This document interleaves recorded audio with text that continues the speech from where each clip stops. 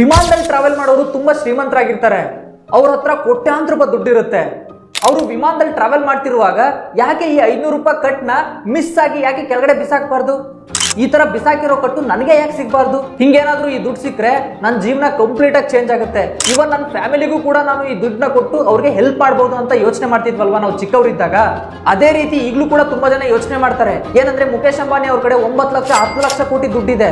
ಅದರಲ್ಲಿ ಅವ್ರು ಯಾಕೆ ನನಗೆ 1 ಕೋಟಿ ಕೊಟ್ಬಿಡ್ಬಾರ್ದು? ಕೊಟ್ರೆ ನನ್ನ ಜೀವನನೇ ಕಂಪ್ಲೀಟ್ಲಿ ಚೇಂಜ್ ಆಗ್ಬಿಡುತ್ತೆ, ನಾನು ಆರಾಮಾಗಿ ಬದುಕಿರ್ಬೋದಪ್ಪ ಅಂತ ಯೋಚನೆ ಮಾಡ್ತೀವಿ. ಅವರು ಕೊಡೋದಿಲ್ಲ.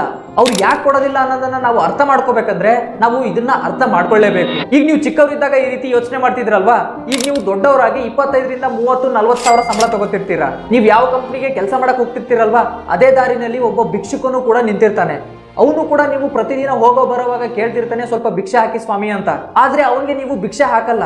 ಅವನೇನ್ ಯೋಚನೆ ಮಾಡ್ತಿರ್ತಾನೆ ಗೊತ್ತಾ, ಈ ಸರ್ ಪ್ರತಿದಿನ ಹೋಗ್ತಿದಾರಲ್ವಾ, ನನಗೆ 100 ರೂಪಾಯಿ ಭಿಕ್ಷೆ ಹಾಕಿದ್ರೆ ಸಾಕು, ಇವತ್ತಿನ ಊಟ ನನಗೆ ಆರಾಮಾಗಿ ಸಿಕ್ಬಿಡುತ್ತೆ, ನಾನು ಆರಾಮಾಗಿ ಊಟ ಮಾಡಿ ಮಲ್ಕೋಬಹುದು ಅಂತ ಯೋಚನೆ ಮಾಡ್ತಾನೆ. ಆದ್ರೂ ಕೂಡ ನೀವು ಅವನಿಗೆ 100 ರೂಪಾಯಿನ ಭಿಕ್ಷೆ ಹಾಕಲ್ಲ.